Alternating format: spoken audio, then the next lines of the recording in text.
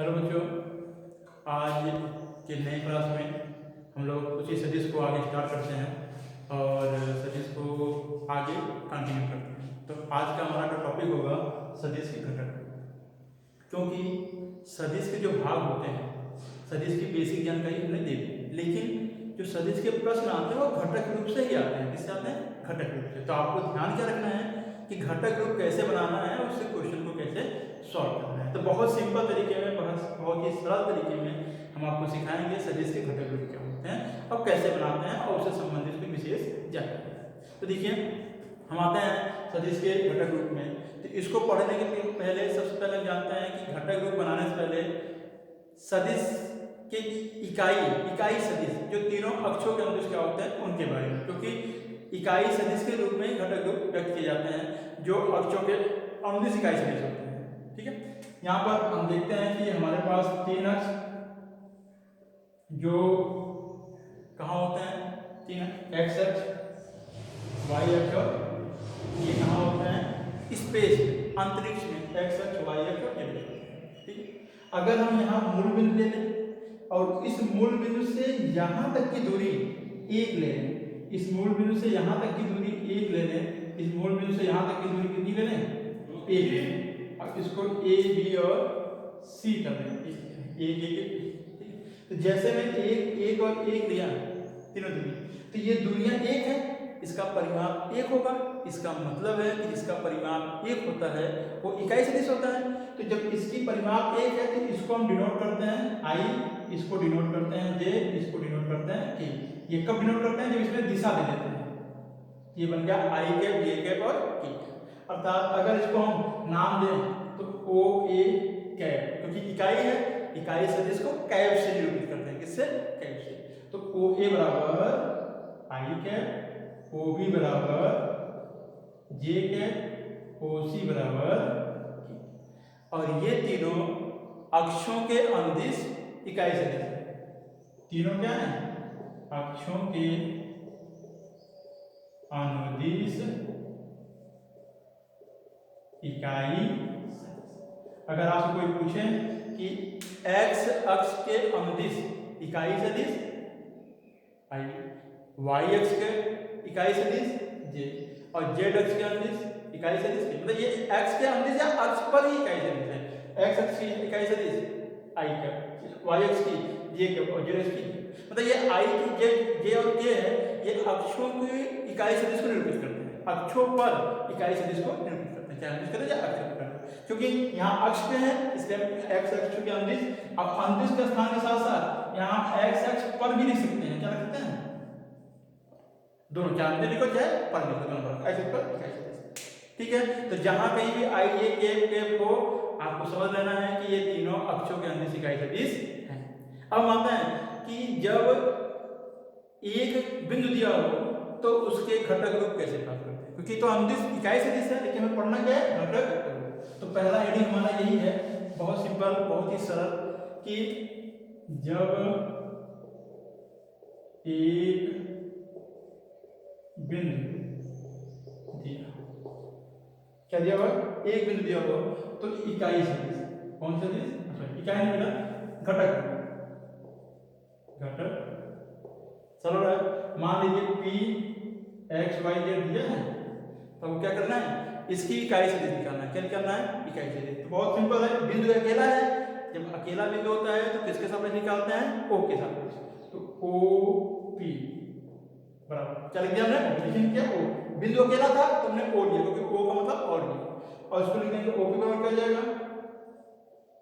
xi plus Y जे plus, हो गया ये कैसे? ये हमारा हो गया घटक। क्या हो गया? घटक। क्या करना हमने? एक्स वाई जेड के बगल में आई जे और के कैप लगा दिया, तो बन गया घटक। क्या बन गया? घटक। ये घटक बन गया। और यहाँ पे देखिए जो इसके गुणांक हैं, मतलब एक्स वाई और जे, अगर इनको कॉमा के द्वारा अलग कर दिया तो इसको कहते हैं अदिश घटक। ये अदिश घटक कब बना? जब सदिश बन गया, यहाँ पे सदिश बना दिया हमने, तो ये बन गया अदिश घटक। क्या बन गया? अदिश घटक। ठीक है, और इसी में अगर हम इसको ऐसे लिखें, एक्स आई वाई जे और जे। देखिए यहाँ पे सदिश बनाया तो बीजगणित प्लस का प्रयोग किया, सदिश नहीं बनाया आई जे क्या बनाया, ये बन गया सदिश घटक। क्या बन गया? तो हमने क्या देखा कि अदिश घटक और सदिश घटक, मतलब सदिश से ही दो घटक प्राप्त होते हैं, एक अदिश घटक और एक सदिश घटक। लेकिन कब प्राप्त होते हैं? जब सदिश बन जाता है। कितना आसान है, बड़े आसान तरीके से हम इसको बना दिया और प्राप्त कर लिया अदिश घटक और सदिश। समझ में आ गया? ये देखिए हाँ, यहाँ पे ध्यान देने की बात ये है कि जो अदिश घटक होता है इसका एक नाम और होता है, उसे हम कहते हैं दिक् अनुपात। दिक् अनुपात क्या कहते हैं? दिक्।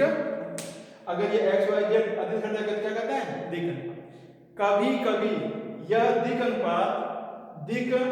अनुपात का सम क्या आता है?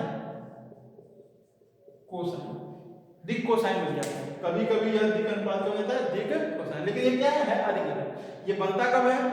जब सदिश इकाई सदिश हो जाए। कैसा हो जाए? ये जो सदिश दिया है p, ये वाली सदिश इकाई बन जाए तो वही अदिश घटक दिक् कोसाइन बन जाएगा। और अगर ये इकाई नहीं है तो वही अदिश घटक दिक् अनुपात। समझ में आया? एक बिंदु दिया है, हम कैसे ज्ञात करेंगे? एक एग्जांपल ले लेते हैं, बहुत ही सरल है, बहुत सिंपल है, बड़े आसानी से इसको सॉल्व कर सकते हैं। पहले अगर एक बिंदु दिया हुआ है P2 माइनस दिया, बहुत सूक्ष्म में बहुत सरल तरीके से आपको एक्सप्लेन करना है, बहुत ज़्यादा डीपली नहीं जाते हैं क्योंकि बहुत ज़्यादा डीपली जाने बच्चे क्या होते हैं कंफ्यूज हो जाते हैं। इसलिए शॉर्ट में और वो चीज़ें आपको प्रदान करना है जो बहुत ही आपके लिए गुणकारी है और बेनिफिट। तो P दिया हुआ है, P मान दिया हुआ है, तो P में हमें क्या करना है? इसका P की सदिश ज्ञात करो, P की सदिश ज्ञात करो, या P के सदिश घटक ज्ञात करो, या अदिश घटक ज्ञात करो, या घटक रूप ज्ञात करो। कोई भी मान, कोई भी क्वेश्चन, घटक ज्ञात करो, घटक रूप ज्ञात करो, अदिश घटक सदिश घटक कुछ भी ज्ञात करो, पहले आपको सदिश बनाना है। क्या लिखोगे आप? OP बराबर 2y, यहाँ प्लस माइनस 3j, यहाँ पे 4, ये क्या हो जाएगा? 2y माइनस 3j और प्लस ये हमारा हो गया, क्या हो गया? कितना सा आ गया? अब इसमें कहते हैं अदिश घटक, क्या कहते हैं? अदिश घटक। तो कितना सरल है? 2 माइनस 3 और 4, सबको अलग अलग कर दिया। इसमें कहते हैं सदिश घटक, तो क्या हो जाएगा? 2y माइनस 3j और अंतर क्या होता है? यहाँ पे इन तीनों को बीजगणित में लिखते हैं, यहाँ पे तीनों को अलग अलग लिखते हैं, यही अंतर होता है। जब एक बिंदु दिया हो तो इस प्रकार क्वेश्चन को हम सदिश बना करके व्यक्त कर सकते हैं। फिर क्वेश्चन होता है कि जब एक बिंदु नहीं बल्कि कितने बिंदु दिया हो? 2 बिंदु दिया हो। कितने बिंदु दिया हो? 2 बिंदु। तो बहुत सरल है, वहां भी हम इसी प्रकार से ज्ञात करेंगे। जब 2 बिंदु दिया होगा तो कैसे हल करेंगे और कैसे रिजल्ट को हम प्राप्त करेंगे? सिंपल, 2 बिंदु, पहला बिंदु है x1 y1 और दूसरा बिंदु है q x2 y2 और p और q दिया हुआ x1। तो क्या करना है? pq सदिश, देखो ध्यान के नाम pq मतलब q की सदिश p के सापेक्ष, q की सदिश p के सापेक्ष। जो पिछले क्लास में पिछले जो बेसिक था उसमें मैंने बताया था q की सदिश p के सापेक्ष। इसको क्या लिखेंगे? OQ minus OP। ठीक, अब बहुत सरल है। OQ का मान x2y y2j, क्योंकि ये q की वैल्यू है z2, और माइनस OP की वैल्यू x1i y1j z1। कितना सरल। अब घटाना आता है आपको, x2 में से x1 को घटाएंगे, y2 माइनस y1j और z2 माइनस z1, और ये हमारा क्या बन गया? PQ सदिश। कितना सरल है। क्या करना है? अब आपको इसे नहीं जाना, बहुत सिंपल, PQ इसमें से को घटा दो, x2 minus x1 i y2 minus y1 j z2 minus z1 के अपने आप प्लस कर दो, जो आएगा वो क्या हो जाएगा? अब देखिए सदिश बन गया, और तो जब सदिश बन गया तो ये x2 माइनस x1 अदिश घटक, y2 माइनस y1 अदिश घटक, z2 माइनस z1 अदिश घटक, और इसी में i j k लगा देंगे तो सदिश घटक। ये जो घटक होते हैं ये सदिश बनाने के बाद हम ज्ञात करते हैं। ठीक है, सदिश बन गया क्या? तो सदिश कब बना? एक बिंदु दिए होने पर, दो बिंदु दिए होने पर। तो सिंपल सी बात है, अगर हम इसमें एक एग्जांपल ले लेते हैं, एक सरल सा एग्जांपल कि जब दो बिंदु दिए हो, क्या दिए हो? दो बिंदु। पहला बिंदु हमारा है P2 4 और Q -3 2 और, तो कह रहा है PQ ज्ञात। क्या ज्ञात करो? फार्मूला को पता है, अभी बताया हमने, फार्मूला रखेंगे, क्या हो जाएगा? x2 - x1i y2 - y1j z2 - z1। अब बड़े आसान तरीके से यहाँ पे k, ठीक है, अब बड़े आसान तरीके से हम देख सकते हैं कि x2 - x1, यहाँ क्या हो जाएगा आपका बेटा?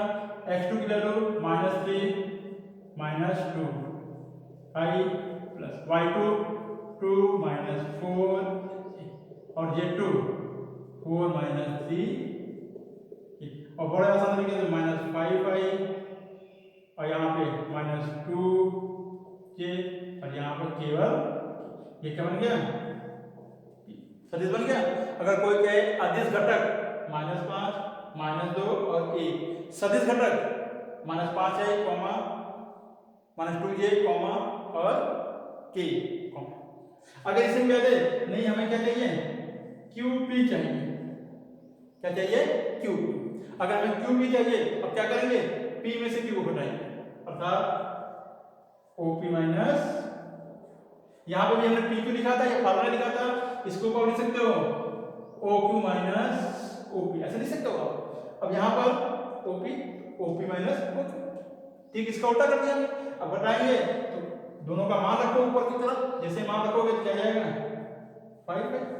या ऐसे देखो आप, OP P कितना है? 2, 2 में से 3 को हटाओगे नहीं, ये जुड़ जाएगा, अर्थात 2 माइनस -3 प्लस यहाँ से क्या जाएगा? 4 माइनस, यहाँ जो 4 माइनस, और यहाँ कितना जाएगा? 3 -4, और बड़े आसान तरीके से 5i प्लस 2j और माइनस, और ये क्या हो गया? तो हमने देखा कि ये दोनों बराबर हैं क्या? नहीं, बराबर नहीं है। तो लिख सकते हैं कि PQ सदिश बराबर नहीं होते QP। ये हो भी सकते हैं और नहीं भी हो सकते हैं, दोनों कंडीशन यहाँ पर हमने प्राप्त किया। समझ में आया कि दो बिंदु दिए होने पर कैसे हम सदिश को क्या? अगला हमारा पॉइंट होगा सदिश का मापांक, परिमाप। तो इस प्रकार से आप सदिश कैसे ज्ञात करते हैं, इसके बारे में जानकारी प्राप्त करिए। अब अगला पॉइंट, सदिश का मापांक। सदिश का मापांक बहुत सारा है, जिसको हम परिमाप भी बोलते हैं। मापांक क्या होता है? परिमाप या परिमाप, कुछ भी, परिमाप या परिमाप, कुछ भी कह दो आप, कोई भी पॉइंट। तो बहुत सरल है, अगर कोई सदिश दिया हुआ है, बहुत सिंपल तरीके से xi yj, इसका परिमाप को डिनोट कैसे करते हैं? मापांक से। कैसे? ऐसे लिख दिया हमने, और ये हो जाएगा आपका, इसके बगल में क्या है? x² y² और इसका मतलब तीनों के गुणांकों को वर्गों का योग। इसको क्या बोलते हैं? अगर हम हिंदी में याद करें तो अदिश घटक के वर्गों का, अदिश घटक के वर्गों, और बड़े आसानी से मापांक क्या है। लेकिन मापांक को क्या करते हैं? जब सदिश दिया होगा, सदिश बना लेंगे। जैसे अगर कोई कहे कि सदिश a बराबर 2i 3j 5, तो मापांक a की वैल्यू क्या हो जाएगी आपका? सरल है, 2 का स्क्वायर, 3 का स्क्वायर, 5 का स्क्वायर। इसको आप याद कर सकते हो, 2 दूना 4, 3 त्रिका 9, 9 और 4 13 और 25, कितना हो गया? 38, ठीक है। 25 10 35 होते हैं।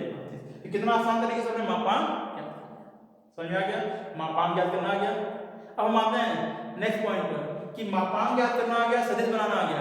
अब अगर सदिश दिया हो तो उसकी इकाई सदिश क्या हो?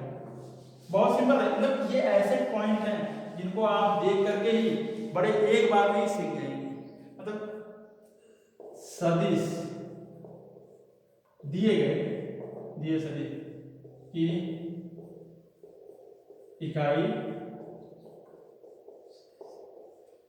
बहुत सरल है। अगर एक सदिश दिया हुआ ए, ये दिया है, तो इसकी इकाई सदिश, इसकी इकाई सदिश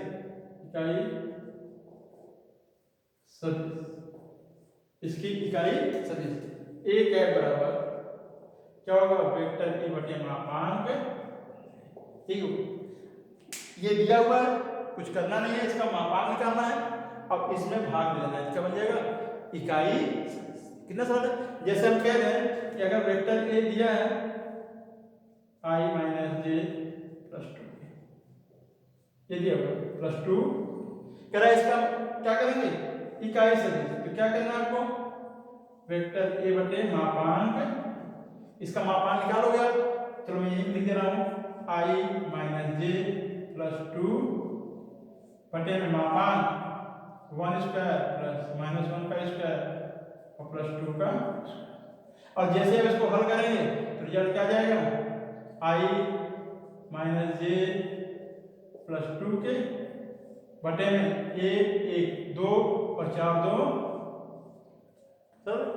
6। बड़े आसान तरीके। तो इकाई सदिश कैसे हम ज्ञात करते हैं हमने सीख लिया।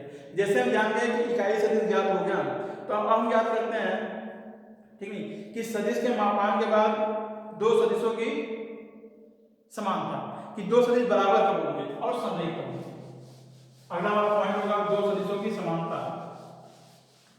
बराबर, दो सदिशों की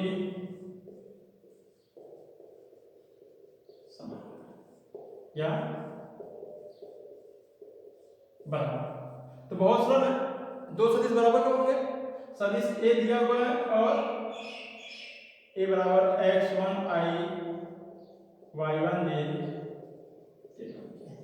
और b दिया हुआ है x2 i y2 j और कह रहा है कि सदिश ए बराबर होगा b, ए और बी बराबर होंगे कब, यदि ये होंगे दोनों के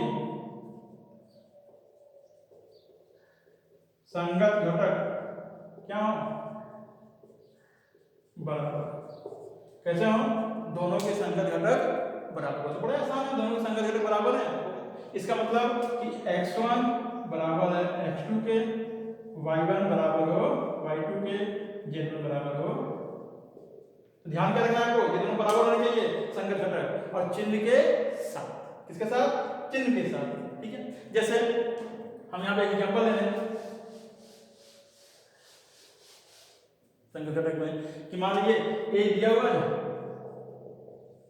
2i 3j, यहाँ पे b दिया हुआ है,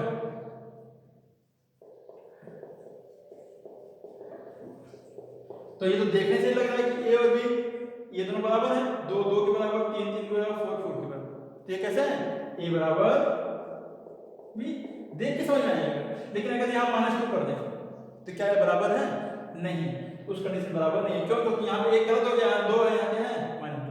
अगर यहाँ +2 करके हम यहाँ क्या करते हैं, -3 करते हैं, तो क्या बराबर है, नहीं, यहाँ 2 है, यहाँ 3 और -3 बराबर नहीं। तो क्या लिखेंगे कि यहाँ पर a does not equal to, क्योंकि इसके संगत घटक बराबर नहीं। इसी में एक पॉइंट और लेते हैं कि क्या ये समरेख है, समरेख क्या, अगर हम इसको ऐसे लिखते हैं b को, यहाँ पे होता है 4i + 6j + लिखिए। अब देखिए समरेख की बहुत सारा प्रतिबंध, समरेख के प्रतिबंध, यदि दो सदिश किसी भी अनुपात में बराबर हो, यहाँ लैम्डा एक वास्तविक संख्या है, लैम्डा क्या है, वास्तविक।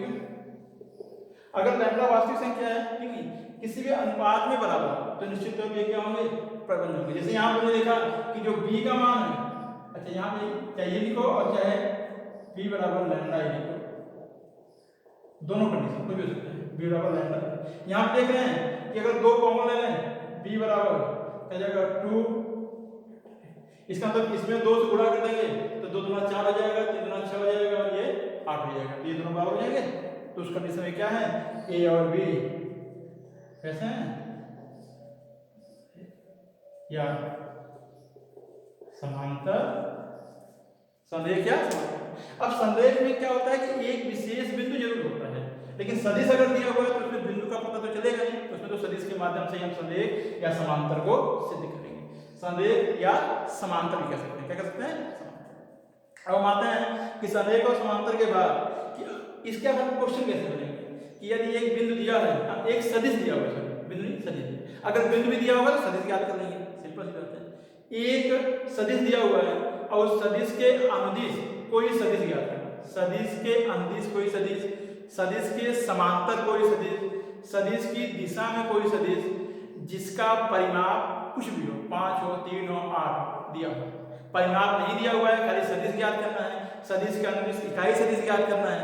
ये सभी क्वेश्चनों के लिए बहुत सिंपल है, क्योंकि क्वेश्चन में यही आते हैं बहुत आसान तरीके से। एक एग्जांपल लेता हूं मैं, एक सदिश दिया हुआ है 2i प्लस, कह रहा है इसके अनुदिश, इसके अनुदिश, इस सदिश के अनुदिश क्या सदिश ज्ञात है, चाहे वो सदिश इकाई हो चाहे वो जिसका परिमाण सदिश ज्ञात है, ठीक है, जिसका परिमाण ज्ञात, जिसका परिमाण 5, सदिश दिया हुआ है, सब कुछ दिया हुआ है। अब कह रहा है सदिश के अनुदिश सदिश ज्ञात करना जिसका परिमाण 5। तो देखो किसी भी संख्या को अगर इकाई में हम गुणा करेंगे इकाई सदिश में तो उसका परिमाण वही बन जाएगा। तो क्या करना है आपको, पहले ज्ञात करना है एक है, क्या करना है, कोई भी क्वेश्चन ऐसा हो एक है, एक है क्या हो जाएगा 2i, अभी आपने ज्ञात किया 3j 5 रूट में 2 का स्क्वायर 3 का स्क्वायर और 5 का स्क्वायर, सॉल्व करोगे ये हो जाएगा 2i 3j और 5। आगे हमने सॉल्व किया, 2 दूना 4, 3 3 का 9, 9 4 13 और 25 30, ये हो गया एक ऐप ज्ञात हो गया आपका। जैसे ही एक ऐप ज्ञात हुआ तो क्या करना है आपको, ए के अनुदिश जिसका परिमाण, तो सदिश ए के अनुदिश सदिश जिसका परिमाप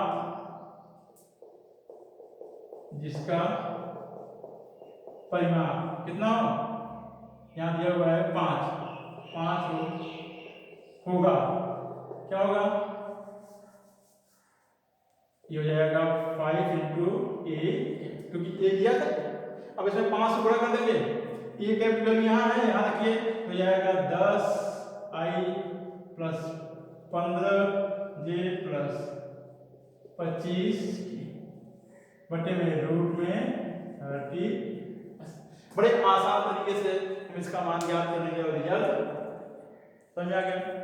ठीक इसी बेस पर एक लास्ट पॉइंट है, सबसे सिंपल पॉइंट है, उसको हम देखते हैं कि किसी सदिश का खंड सूत्र क्या होता है।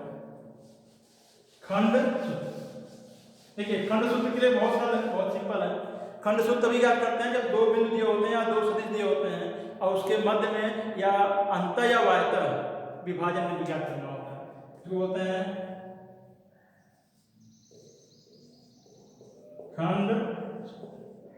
कह रहा है कि P x1 y1 और Q x2 y2 और x2 दिया। अब यहां से कह रहा है कि इन P और Q सदिश है P Q, इसके मध्य में एक बिंदु R है जो P और Q को M और N के अनुपात में विभाजित करता है। किसके अनुपात में, M और N के अनुपात में। तो इस R की सदिश ज्ञात करना, तो पहला होता है अंतर विभाजन। क्वेश्चन में दिया रहेगा अंतर विभाजन, बहुत सरल है। अंतर विभाजन क्या हो जाएगा, OR। इसका मतलब R की स्थिति सदिश, R की स्थिति सदिश OR बराबर हो जाएगा M इंटू OQ सदिश प्लस N इंटू ओपी सदिश बटे में m प्लस पहला अनुपात दूसरा सदिश, दूसरा अनुपात पहला सदिश बटे में दोनों अनुपातों का योग। समझ।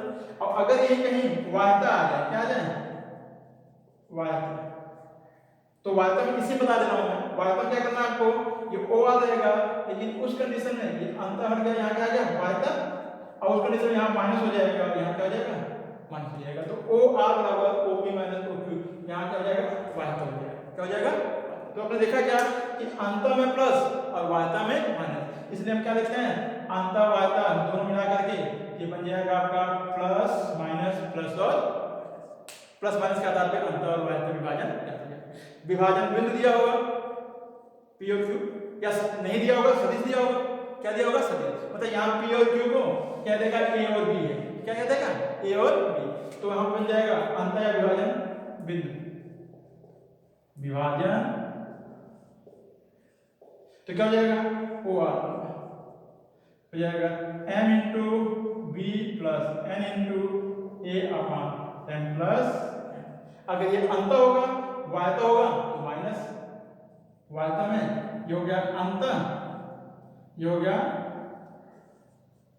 वायता, तो जाएगा m into O R O m b minus n A upon n minus. तो क्या करना है आपका, ध्यान रखिए कुछ नहीं करना है, b और a दिया होगा आपको यहाँ पे मान रख करके क्वेश्चन को सॉल्व करना है, ठीक है।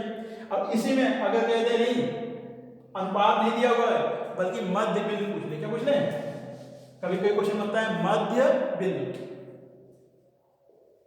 मध्य बिंदु, तो मध्य बिंदु मतलब बराबर अनुपात, तो वहां पे क्या करना है, वहां पे लिखना है ओ आर बराबर, ये मध्य बिंदु का क्या हो जाएगा ओपी प्लस ओ क्यू बटे में, यहाँ पे एम और एन क्या हो गया, या इसी को हम क्या लिख सकते हैं, इसको लिख सकते हैं हम ओ आर बराबर वेक्टर ए प्लस बी बटे, जब सदिश दिया होगा तो ए बी और बिंदु दिया होगा तो ओपी और, तो इसके आधार पे पॉइंट दिए होंगे, आप क्वेश्चन सॉल्व करिए, कोई क्वेश्चन में प्रॉब्लम होती है तो आप कमेंट में लिखिए, उसका सलूशन आपको दिया जाएगा। अगर वीडियो अच्छा लगा तो लाइक कीजिए और अधिक से अधिक शेयर कीजिए। नेक्स्ट में हम लोग फिर मिलेंगे दो सदिशों की संक्रिया के रूप में, कि संक्रिया क्या होता है और कैसे होता है। धन्यवाद, स्वस्थ रहिए और घर पे सुचारू रूप से पढ़ते रहिए। जय हिंद।